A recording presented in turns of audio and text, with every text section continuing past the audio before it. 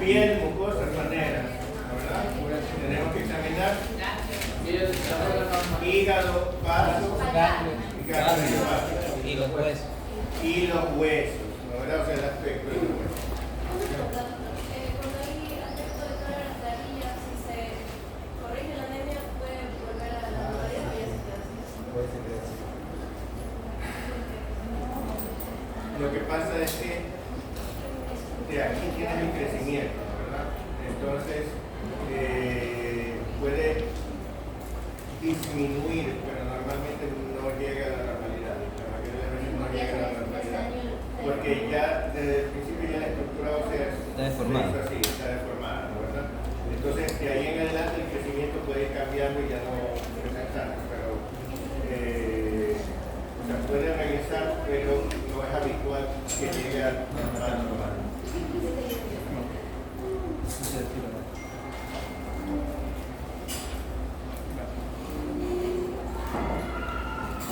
Bueno, entonces,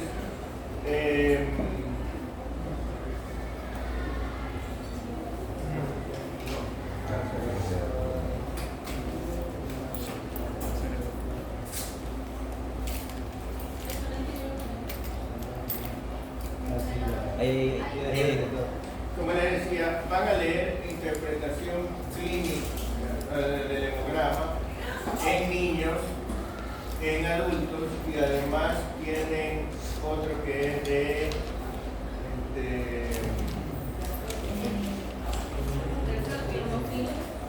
trombofilia. Tienen también otros dos, me parece que de púrpura trombocitopénica y hepática, y también tienen algunos casos ahí. Sí, tienen más cosas. Ya les voy a mandar toda la lista entonces, ya que no quieren buscar. Bueno, pero aquí vamos viendo. Ya le voy a enviar cuadritos, ya. Cuadritos. Pero bueno, Ya se extrañaban los cuadritos. ya extrañaba los cuadritos. Sí. A ver.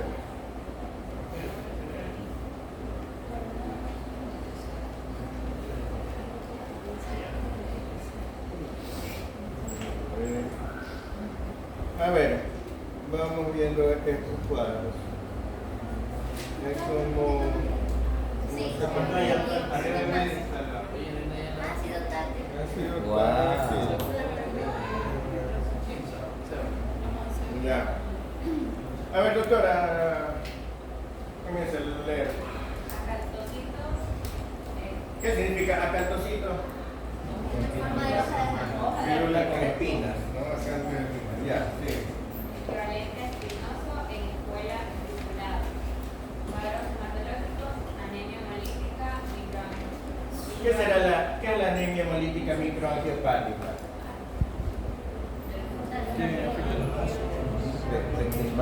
Angio significa y micro y angiopático.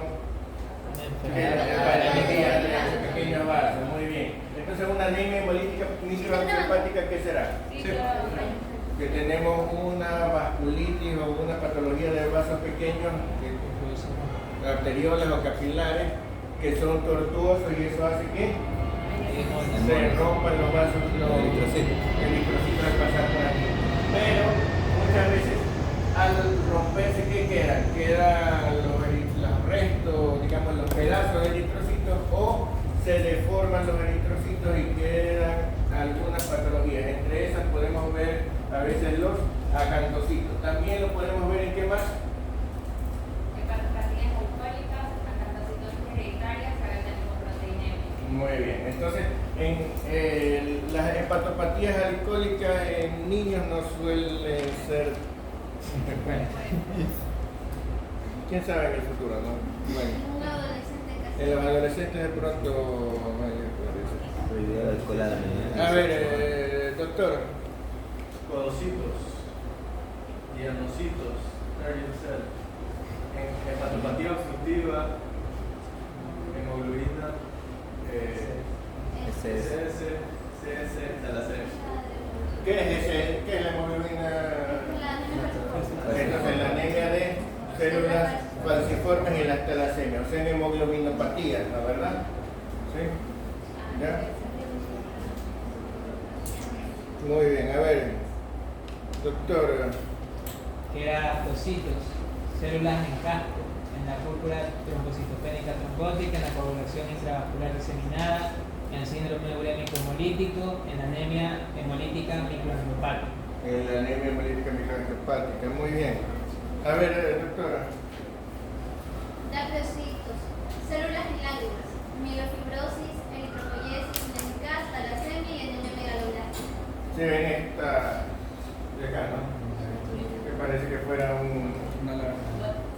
una gota, ¿no? Dacrio significa lágrima. ¿Se acuerdan de la dacriocistitis, por ejemplo, no? No. Sí. ¿Se acuerdan del punto craniométrico, el dacrio? Ah, sí. Sí. ¿Ya? La dacriocistitis es la inflamación del saco lacrimal, ¿no? Bueno, entonces los dacriocitos entonces serían células con forma de lágrima. Entonces, ¿qué es una eritropoyesis ineficaz? No está produciendo. ¿En qué patologías vemos eritropoyesis ineficaz, por ejemplo? Anemias regenerativas.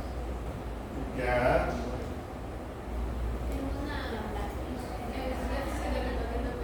En el déficit de vitamina B2, en el déficit de ácido fólico, ¿no verdad? Sí. Entonces, varias anemias podemos encontrar a veces eritropoyesis ineficaz. En la talasemia incluso también podemos encontrar a veces eritropoyesis ineficaz, en la anemia megaloblástica. Y bueno, la mielofibrosis, ¿qué es? Fibrosis de la médula. Ya, no. Muy bien. Drepanocitos. A ver, doctora. ¿Llamadas también? Falciformes, psicosas, Ajá. anemia falciforme, hemoglobina C, S, hemoglobina S, algo. O sea, todas las variedades de anemia de células falciformes, ¿no verdad? Que vimos. A ver, doctora. Eritrocitos hereditaria, ferropenia, talasemia. Fíjense ustedes que no es característico de la ferropenia ni de la talasemia, ¿verdad? Pero pueden encontrarse eritrocitos en estas patologías. O sea, a pesar de que lo característico de la talasemia son los llanocitos, lo característico de la ferropenia son las células pequeñas y con poco color, ¿no? O sea, una anemia microcíclica hipocrómica, también es posible que se formen eritrocitos elípticos, ¿no? Entonces, no solamente la eritrocitosis hereditaria. La única diferencia, ¿cuál sería? Que la eritrocitosis hereditaria es una gran cantidad de eritrocitos y que la otra son unos cuantos eritrocitos dentro de un cuadro clínico, digamos, un eritrocitos distintos, ¿no? ¿Ya? Muy bien. A ver, doctor. Ovalocitos, anemia megaloblástica. Ya, entonces, en la anemia megaloblástica, además de encontrar megaloblastos, se pueden encontrar otras formas, ¿no? Entre ellas los ovalocitos. Doctora. Esquistocitos, anemia hemolítica, microangiopática, hemólisis de fragmentación. ¿Qué significa esquizo? Dividido. ¿Se acuerdan? Entonces, ¿qué será los esquizocitos o esquistocitos? Fragmentos. Glóbulos rojos fragmentados o rotos, ¿no verdad? Entonces, precisamente por eso se ve cuando se rompen glóbulos rojos. ¿Cuándo habrá hemólisis de fragmentación? En las microangiopáticas, pero también cuando es por cuerpos extraños como prótesis vasculares o otras cosas, ¿no verdad? Siempre que hay algo que está dentro de la vasculatura rompiendo continuamente glóbulos rojos, entonces vamos a encontrar esquistocitos y a veces acantocitos, ¿no verdad? Entonces eso lo hemos visto hasta ahora. Muy bien. También le puse eso la otra vez. Equinocito o trianocitos, insuficiencia renal, déficit de piruvato quinasa o artefacto. ¿Por qué dirá artefacto?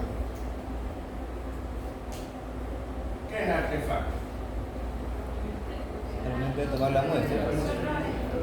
Un error En la técnica. En la ¿ya? técnica. Pero, ¿qué quiere decir eso? Que cuando tenemos, por ejemplo, una muestra en la que se ha evaporado parte del líquido, que se hace una muestra con, qué sé yo, que le han puesto alguna otra sustancia, o que es hiperosmolar o desosmolar, entonces se puede producir digamos, se arruga el glóbulo rojo y entonces puede darle la impresión de que son equinocitos, ¿no? ¿Verdad? ¿Ya? Bueno, los esferocitos, a ver, doctor. Esferocitos. Esferocitosis hereditaria, anemia hemolítica, más, hemólisis de fragmentación. Fíjense aquí, tenemos eritrocitos con la parte clara en el centro, pero tenemos otros eritrocitos que no tienen parte clara en el centro, ¿no? ¿Verdad? ¿Qué significa esto? Que esto tiene la forma bicóncava y este no. Este es una esfera completa. Entonces esto es lo que se llama esferocitos. Puede haber esferocitos en muchas anemias, pero cuando hay una inmensa cantidad, entonces hablamos de una esferocitosis. Es más probable que se trate de una esferocitosis hereditaria, ¿no? ¿Verdad? ¿Sí? A ver, doctora. Estomatocitosis hereditaria, hepatopatía, hepatopatía obstructiva, alcoholismo, cirrosis y atipismo. ¿Qué significará estomatocito? En forma de boca. Estoma quiere decir boca, ¿no? ¿Verdad? ¿Se dan cuenta que parece que tuviera unos labios ahí, ¿no? ¿Ya? Que lo que pasa, parece que estuviera como doblado, como arrugado en el centro. ¿Ah?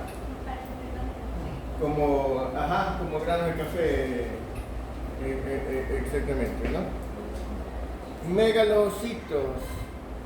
Megalocitos, macrovalocitosis, anemia megaloblástica. En la anemia megaloblástica, ¿no? ¿Verdad? O sea, aparte de megaloblastos, puede ser que los encontremos sin núcleo y entonces son megalocitos, ¿no?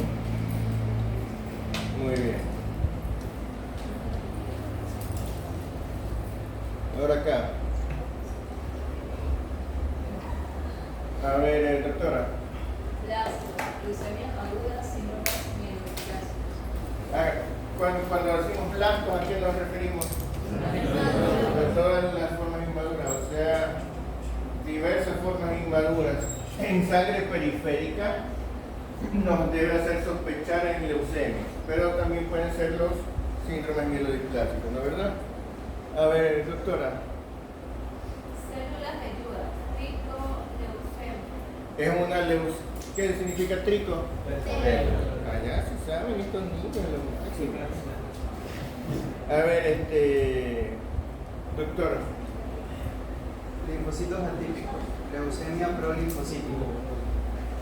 Ya, los linfocitos atípicos, abajo también dicen en linfoma. Los linfocitos atípicos, como yo les decía, pueden ustedes encontrarlos en cualquier infección viral.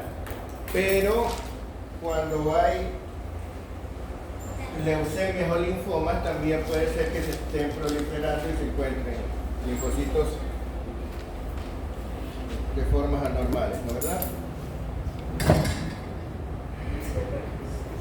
A ver.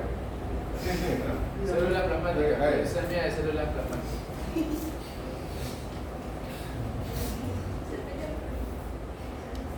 A ver. Células de César, linfoma cutánea de células. Ya, bueno, esta es más rara que vean, ¿no? Déjame ver si tenemos en plaqueta.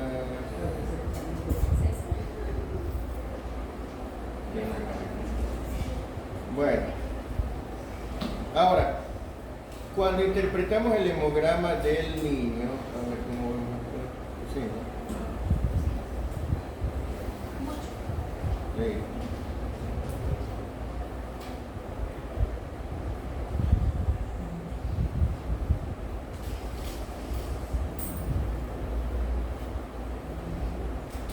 Miren aquí aquí el dato, ¿no? Dentro de los problemas de la hemostasia, coagulación, la púrpura trombocitopénica inmune es la patología hemorrágica adquirida más frecuente en la infancia, ¿no? Estamos hablando de adquirida, ¿sí? Mientras que la enfermedad de von Willebrand es el trastorno hemorrágico congénito más frecuente. Entonces, de los trastornos hemorrágicos en la infancia, el congénito más frecuente es von Willebrand. ¿Cómo se manifiesta von Willebrand normalmente? Clínicamente, ¿qué es lo que suelen tener? Sí, todos son hemorragias, pero ¿qué tipo de hemorragias suelen tener los von Willebrand? No, suelen tener epístaxis recurrente, que es que diferenciarlo de la fragilidad del plexo de Kiesel, ¿no? Y la adquirida más frecuente de la púrpura trombocitopénica inmune, ¿no? Que antes se decía idiopática. Bueno, ahora, esto es un cuadro que no es que se lo tienen que aprender, pero tienen que comprender que los valores de referencia en la infancia no son los mismos que en el adulto y que cambian, sobre todo cuando son niños muy pequeños, cambian los números y las proporciones. En el recién nacido, o sea, apenas nace, usted puede encontrar hemogramas muy diferentes de lo que esperaría en un niño ya de un mes, por ejemplo. ¿Ya? Apenas nace, el paciente, para empezar, puede haber tenido una transfusión fetofetal, si fue un gemelo, puede haber tenido una transfusión materno-fetal, o puede estar haciendo hemólisis por incompatibilidad, o puede estar teniendo muchas otras alteraciones. Es muy frecuente que el recién nacido tenga una gran cantidad de glóbulos rojos. Muchos recién nacidos usted los ve rojos, ¿verdad? Rubicundos. ¿Sí? De hecho, eso muchas veces les oculta que estén ictéricos. ¿Ya? Por eso les decían, el recién nacido usted tiene que aplastar la piel sobre un hueso para ver de verdad si hay ictericia o no hay ictericia, ¿no? Entonces, fíjense ustedes lo que dice ahí, hemoglobina, valores hematológicos de referencia. ¿Sí se alcanza a ver? ¿No? Sí.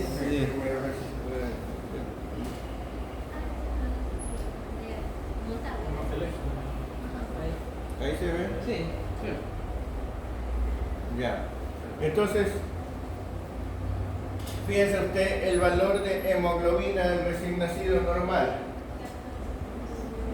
¿Ah? ¿Cuánto espera usted en un adulto? 2 a 3. 3. ¿Ya? Mire en un recién nacido. ¿Ya? En el que acaba de nacer, ¿no?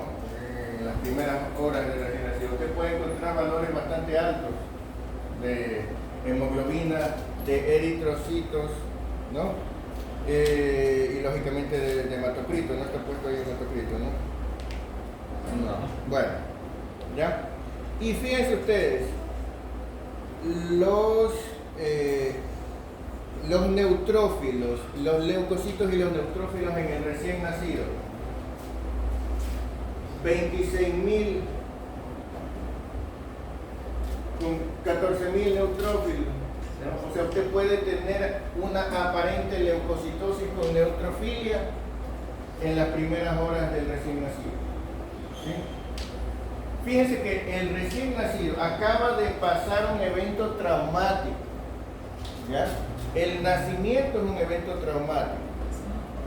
Cuando usted investigue el trauma, también piensa en el momento de nacer. ¿Ya? Porque en el momento de nacer el niño se puede fracturar. En el momento de nacer el niño puede tener aplastamiento, hipoxia, ¿sí me explico? ¿Ya? Estrés, ¿sí? Una gran secreción de adrenalina, etc. ¿Ya? Entonces no es raro que en las primeras horas el niño que nace tenga una gran leucocitosis con neutrofilia. Es como el que lo acabaron de atropellar, ¿sí? Acaba de sufrir el trauma de su vida. ¿Ya? ¿Ya? ¿Sí? Entonces, no sé.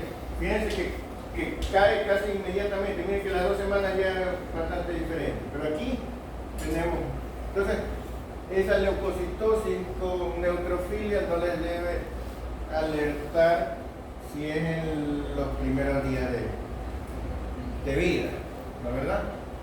Lógicamente que si el niño tiene otras manifestaciones de sepsis ya no van a decir pero no se preocupe. No. ¿Ya? Bueno, pero esta es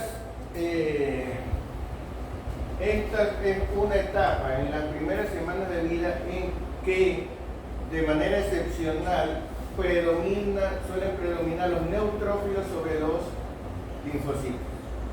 Entonces cuando recién nace hay más neutrófilos que linfocitos, pero casi durante toda la infancia temprana, o sea en la etapa de lactante y de preescolar, suele ser mayor la proporción de linfocitos, ¿sí?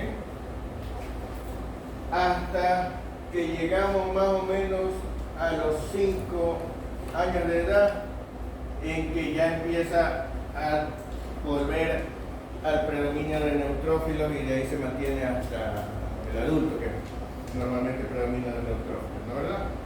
Entonces, en la infancia, en la mayor parte de los pacientes que vean hospitalizados, como ustedes saben, las enfermedades de los pacientes hospitalizados, la mayoría van a ser los más chiquitos, ¿no? Porque mientras más grandes sean, menos se van a enfermar, ¿sí? Los que más se enferman son los neonatos, después los lactantes, esos son los que más se enferman. Los adolescentes son los que menos se enferman, a no ser que los adolescentes llegan es por traumatismos, por intento de suicidio, porque los apuñaló el amigo, porque le dio un balazo el tío, porque lo violó el no sé cuánto, o porque tuvieron una pelea, o porque tuvieron un accidente, ¿no? ¿Ya? Entonces llegan por traumatismos, ya sea intencionales o accidentales, o autoinfligidos, pero por eso llega más los, ¿sí? ¿Ya? O por apendicitis. Pero en general ustedes van a ver. Entonces, en la mayoría de los que van a ver, que son chiquitos, que son lactantes, lo más frecuente es que encuentren predominio de linfocitos, ¿no? Suponiendo que es un hemograma normal. ¿Ya? ¿Qué pasó?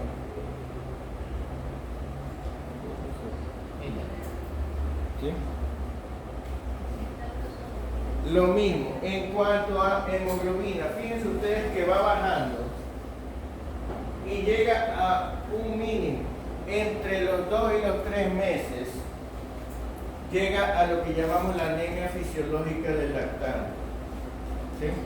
¿Por qué? Porque el bebé tiene parte de la sangre que le prestó la mamá y otra parte que él está produciendo. Entonces, la de la mamá se va destruyendo. Acuérdense que tiene más hemoglobina fetal, ¿se acuerdan? Y el niño va aumentando. Entonces, llega más o menos entre los 2 y 3 meses el momento en que no tienen ni lo de la mamá ni el suficiente de él, y eso es lo que hace que a esa edad tengan un hematocrito, una hemoglobina, un número de glóbulos rojos bajo, tengan una anemia, ¿sí? Llamada anemia fisiológica, ¿sí? La anemia fisiológica del lactante, o sea, es normal en esa edad, ¿sí? Tampoco es que si tiene 2 de hemoglobina le van a decir, no se preocupe. Ya. Bueno, el doctor Martínez dijo, ¿ya? Y cuando llegamos a la adolescencia y empieza la menstruación, entonces ya empieza a haber diferencia por sexo, ¿no es verdad? Porque ahí las niñas empiezan a perder sangre y eso hace que tengan un poquito más bajos los niveles, ¿sí? Bueno, entonces esto en cuanto a niveles normales. ¿Se puede dar los trombos más allá?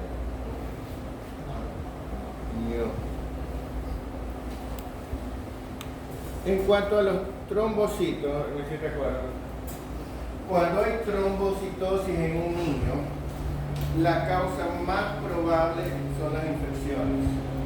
¿Sí? La trombocitosis habitualmente es infecciosa en niños. En adultos también es una cosa importante, pero la trombocitosis en niños es una causa importante.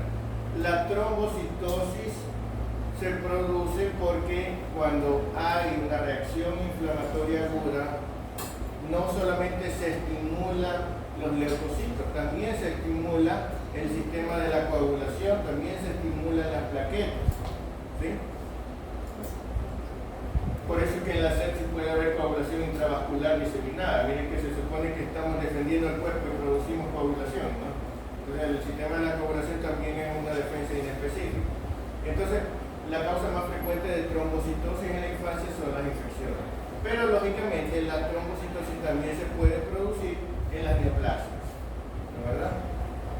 Y en algunas patologías específicas, por ejemplo, en el Kawasaki, por ejemplo, es típico, ¿no? En la enfermedad de Kawasaki a veces hay una gran trombocitosis, ¿no? Bueno.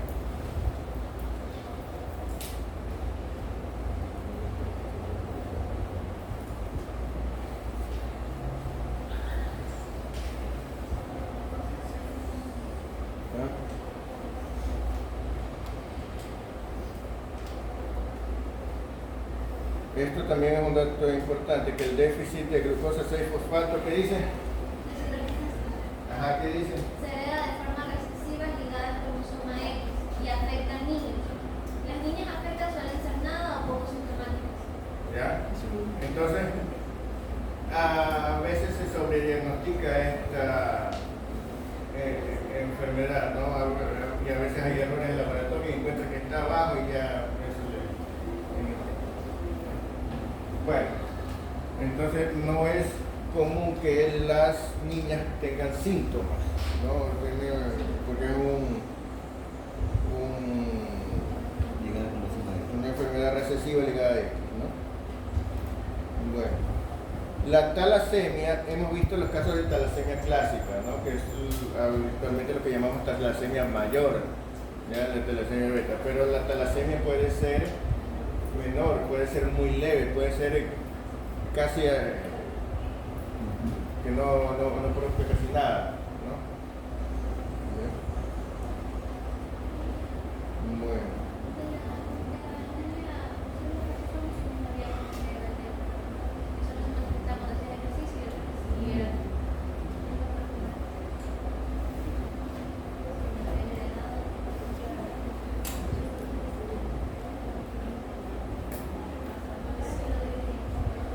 Aquí hay una cosa interesante, miren, los reticulocitos, cuando usted evalúa índice reticulocitario, ¿ya? Índice reticulocitario lo mide en porcentaje, ¿no? ¿Verdad? En porcentaje de reticulocitos. Pero hay muchos autores que recomiendan hacer una corrección de este valor, ¿no? ¿Por qué recomiendan hacer una corrección de este valor? Porque como es un porcentaje y no un número absoluto, a veces cuando hay una anemia muy grave, ¿no? Porque las anemias hemolíticas, pues por definición son anemias, ¿no? Entonces imagínense si usted tiene muy poquitos glóbulos rojos, ¿ya? Si es una anemia muy grave, solo por eso ya el número de reticulocitos va a estar aumentado, el porcentaje de reticulocitos va a estar aumentado, ¿no? ¿Ya? Pero no porque haya más reticulocitos, sino porque hay menos eritrocitos totales. ¿Sí? Entonces hay algunos que recomiendan, y hay a veces una reacción en la médula ósea que manda mayor cantidad de reticulocitos, digamos, a la circulación, sin necesidad de estar formando más, sino simplemente porque necesita más glóbulos rojos, que los reticulocitos de la médula ósea los mandamos una parte a la circulación. Entonces algunos hacen eso que encontramos ahí, lo que se llama el índice de producción reticulocitaria, ya que es una especie de corrección del valor del índice reticulocitario para ajustarlo a la anemia. ¿No, verdad? ¿Ya?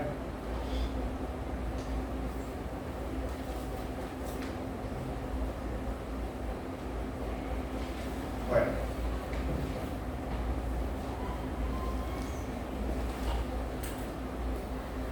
¿Ya? Miren. Esta es la forma.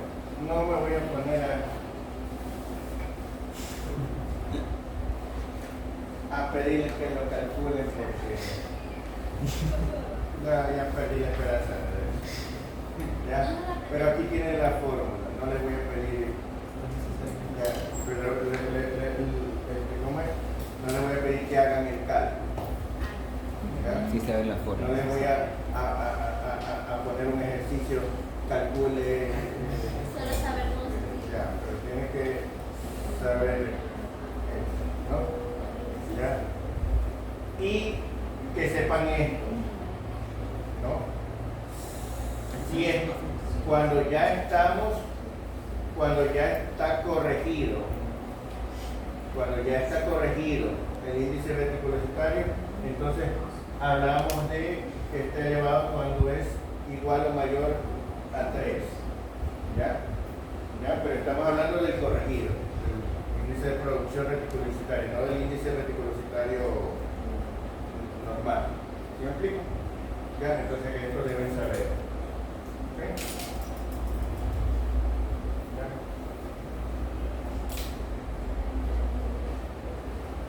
¿Ya?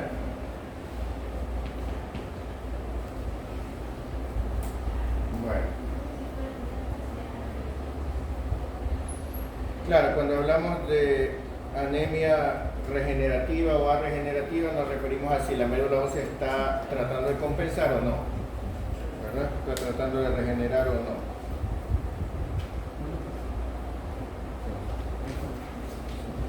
¿Ya? Bueno, ahí tenemos un cuadro del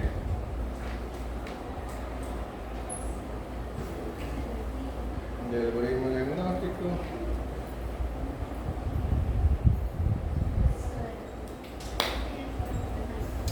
Otra cosa más. El volumen corpuscular medio, eso también debíamos ver en el cuadro. El volumen corpuscular medio del neonato, del recién nacido, es mayor. ¿Ya? ¿Sí? Acuérdense que tiene parte de sangre materna, ¿no? El volumen corpuscular medio del recién nacido es mayor. ¿Ya? O sea, usted tranquilamente puede tener un recién nacido con un volumen corpuscular medio de 100 y ser normal. ¿Ya? ¿Sí?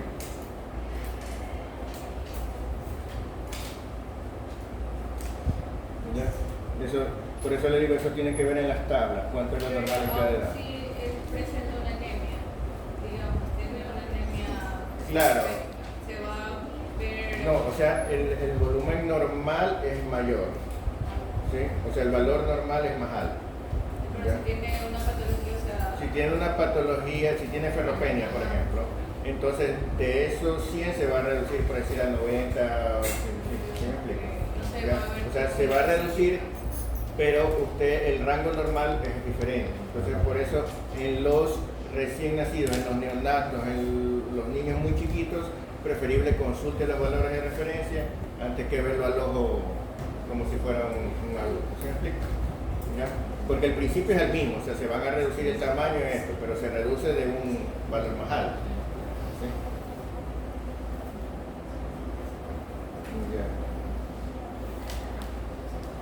Ya. La poliglobulia. ¿Ya? En el periodo neonatal, como les decía, puede haber una aparente policitemia, ¿no? ¿Ya?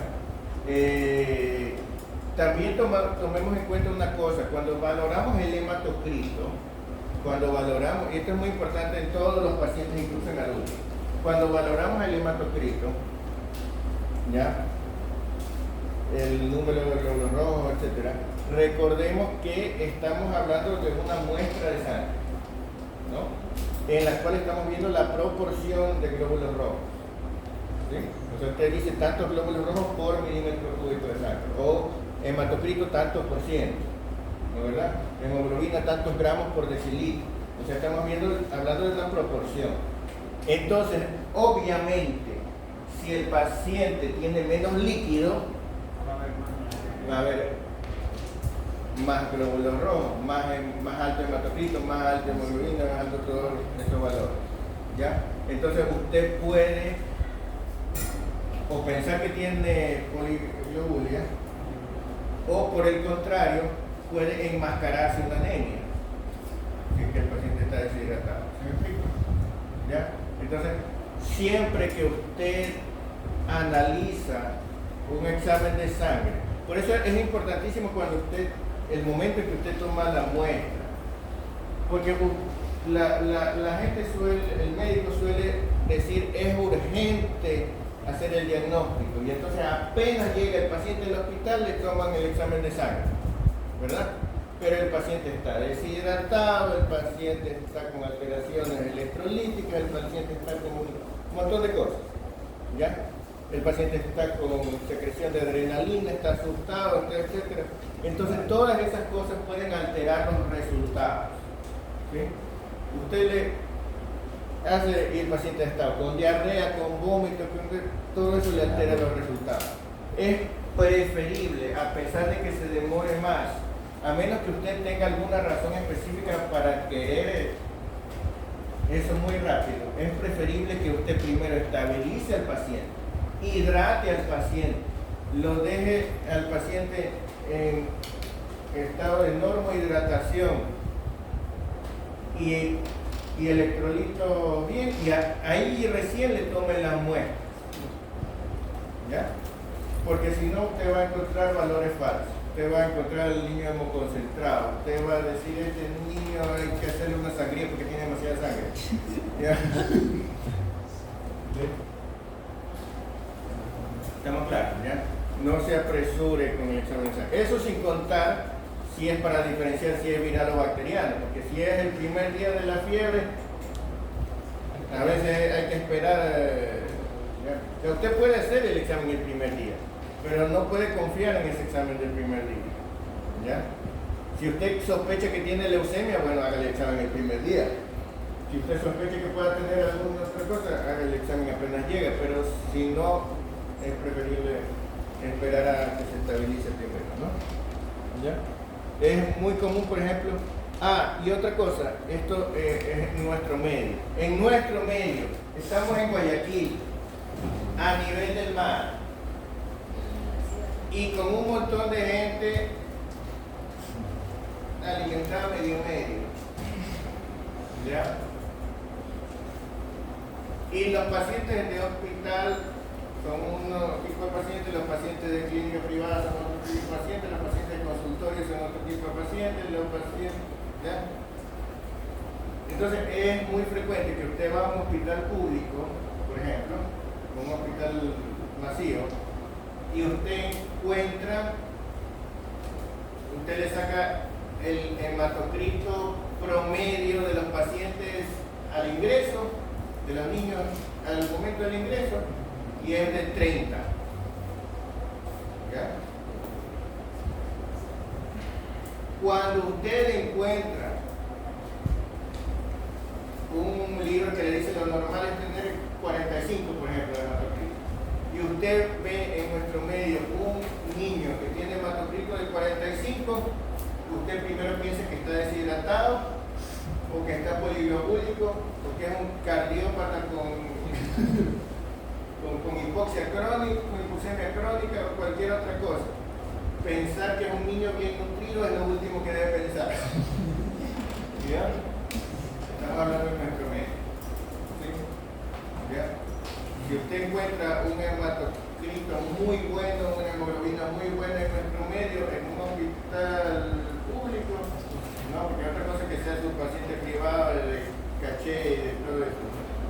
Pero usted encuentra eso, usted primero busca a ver si está deshidratado o cualquier otra cosa. Ya no se confíe en que chévere, está todo bien. ¿Ya? ¿Sí? A lo mejor tiene dengue y está muy concentrado, o a lo mejor tiene... ¿Ya? ¿Estamos claros? Bueno.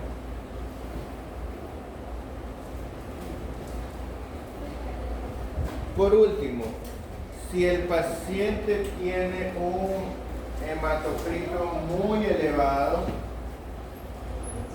ya, si tiene una gran policitemia, por lo que sea, acuérdense por qué puede tener poliglobulia.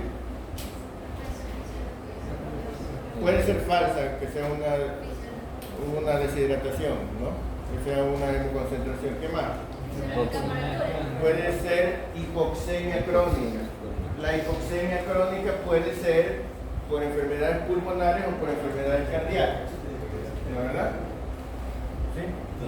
Y puede ser neoplasia sanguínea, puede ser una policitemia vera, ¿no es verdad? ¿Sí? Entonces, cuando hay un exceso de glóbulos rojos, ¿cuál es el problema? Hiperviscosidad. ¿No? A veces también hay hipercoagulabilidad, pero el problema normal es hiperviscosidad. ¿Y la hiperviscosidad qué produce? Que el corazón trabaja. Entonces, ¿qué puede producir? Insuficiencia cardíaca. ¿Verdad?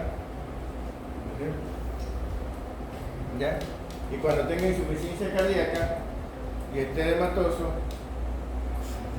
usted va a decir urosemia y sáquele el líquido. ¿Verdad? Bueno.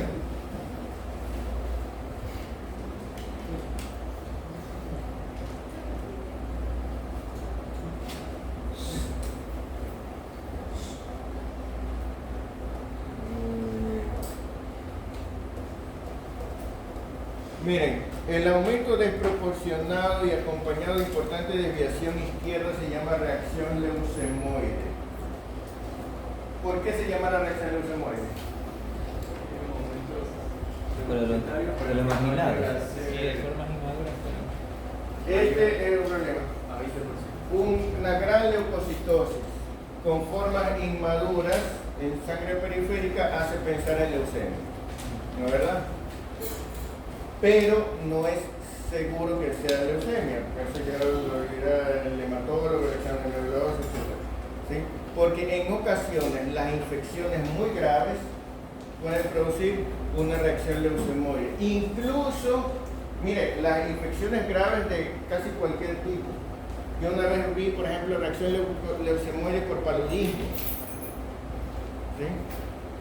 O sea, porque pues, el problema con el paludismo es que a veces es difícil de diagnosticar, pues, no sale.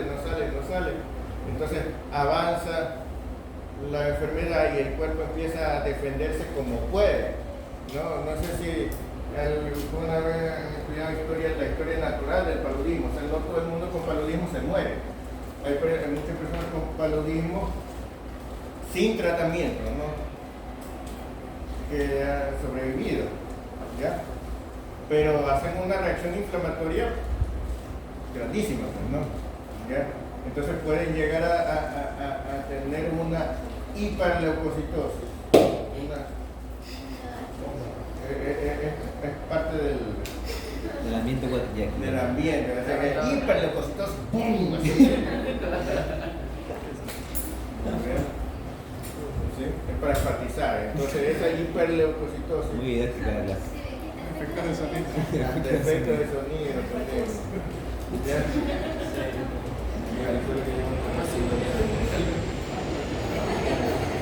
Miren aquí. El hemograma se refleja el número de eutrófilos circulantes que representan menos del 50% del total. El resto se encuentra mayoritariamente adheridos al endotelio vascular y son liberados ante un gran número de estímulos y situaciones de estrés. Por lo tanto, miren, dolor, cirugía. Acuérdense que la cirugía es parte de los traumas, ¿no? O sea, yo le decía, cuando estudien traumatismo, no piensen solamente en esto, sino también en el parto y en las operaciones quirúrgicas. Por eso son traumatismos, ¿no? Entonces, el ejercicio físico puede provocar una neutrofilia que habitualmente no se acompaña de desviación a la izquierda.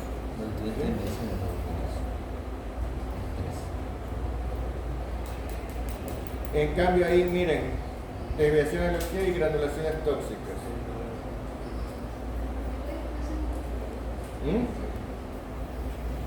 Los corticoides pueden producir, sí. ¿Ya?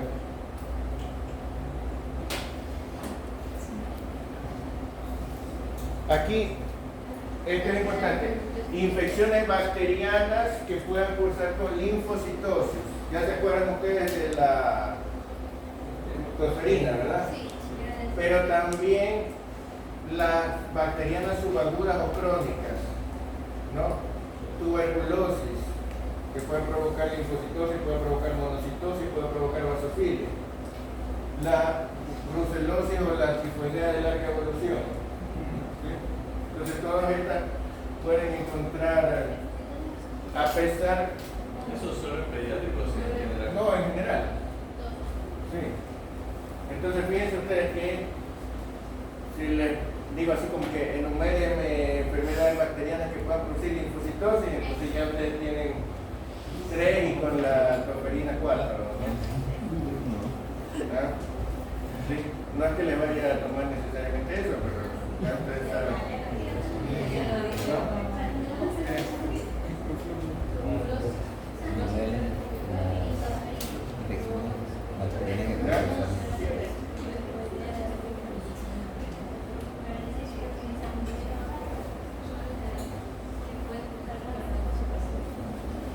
Bueno.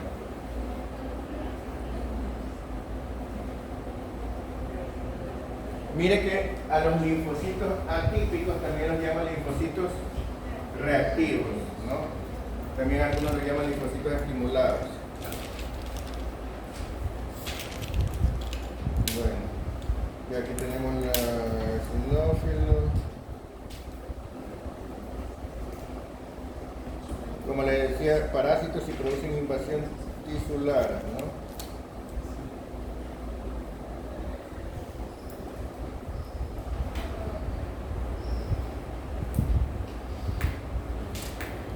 El linfoma de Hodgkin también ya les mostré. Bueno, la neutropenia.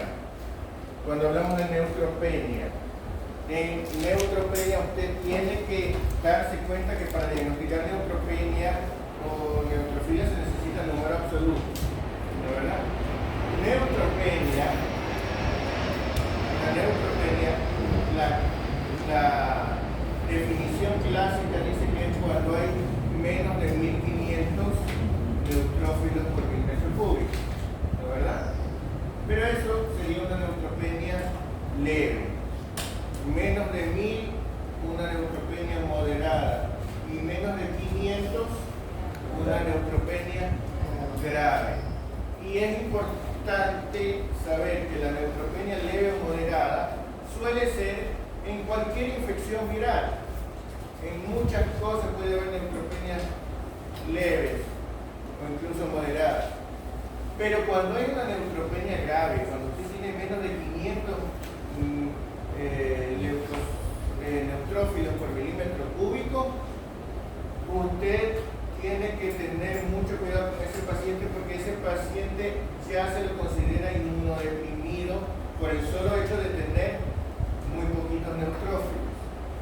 El paciente que tiene una neutropenia grave, menos de 500 en números absolutos, tiene que aislarlo, tiene que ponerle antibióticos de amplio espectro, tiene que tratarlo como inmunodeprimido. ¿Sí? ¿Ya? Es así como el malnutrido grave. ¿Sí? Tiene que sospechar que está infectado aunque no lo encuentre muchos signos de infección. ¿Sí? ¿Ya?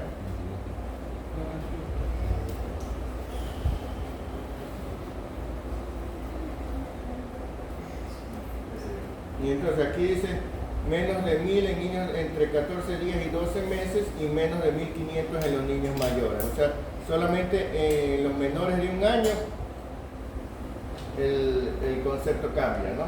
Que es menos de 1000. Pero de ahí en adelante, menos de 1500 ya se considera neutropenia.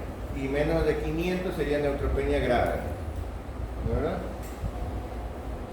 Ahí está puesto, en leve de 1000 a 1500, moderada de 500 a 1000, bueno.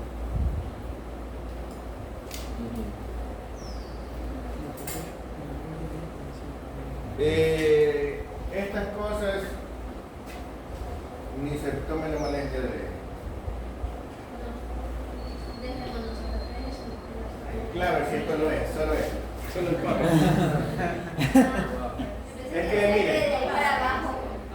solo es el paro. Gracias, nos ayuda.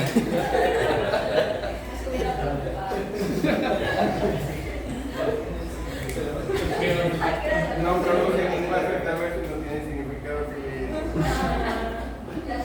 ¿Ya? Es que es así como que el valor es Cero. Es mínimo. de 0 a 2 y menos de 0 no hay, entonces... Un paciente inmunodeprimido no puede hacer reacciones alérgicas. ¿Ah? Un paciente inmunodeprimido no puede hacer reacciones alérgicas. Teóricamente sí, dependiendo del tipo de inmunodepresión, porque las reacciones alérgicas tienen diferentes mediadores, pero tienden a ser menores o no haber. Ya que un inmunodeprimido puede ser que tenga una parte de la inmunidad, son muchas cosas, ¿no? Entonces una parte inmunodeprimida y otra parte exagerada, pero no es lo... Bueno. Ah, y otra cosa diferente es que el que tenga alergias puede parecer inmunodeprimido, que eso es otra cosa, ¿no? O sea, los pacientes que tienen alergias tienden a hacer infecciones frecuentes, ¿ya? Y entonces al médico le puede parecer que es un inmunodeprimido cuando en realidad la inmunidad está exagerada, ¿no? Bueno, en el simple hemograma normal generalmente viene el volumen plaquetario medio. O sea, si usted encuentra plaquetas gigantes, usted solamente con ese... El problema es que la mayoría de los médicos ni siquiera se toman la molestia de ver cuánto tiene. Pero el dato sí está, ¿no? ¿Ya? Estos volúmenes celulares se los mide en femtolitros, por si acaso, no me van a poner ahí en centímetros cúbicos, ¿no? El glóbulo rojo tiene 80 centímetros cúbicos, ¿ya?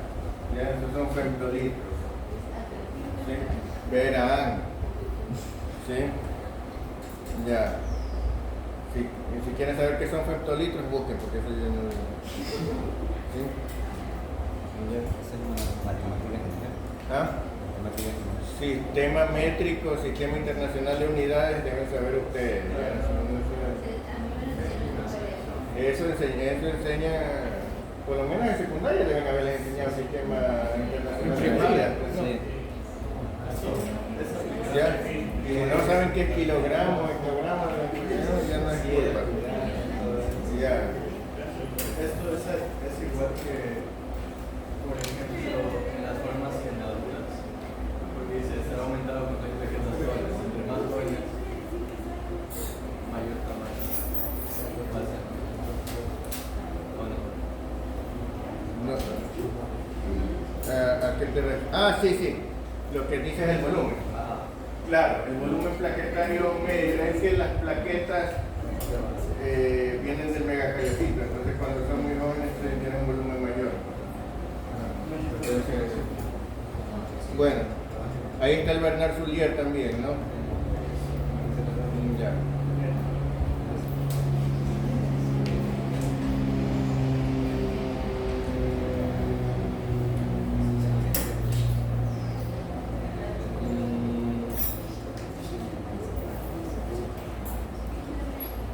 Tienen otro artículo que es solo sobre púrpura trombocitopénica inmune, que eso también lo van a leer.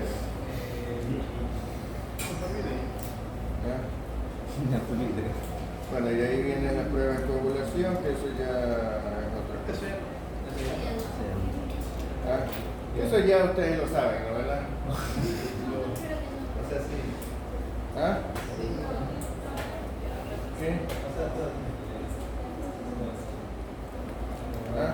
solo le tienen que pegar una revisada para que lo recuerden porque ya se lo saben muy bien. ¿No? Entonces, bueno, muy bien. Nos vemos entonces. La próxima clase vamos a ver dermato.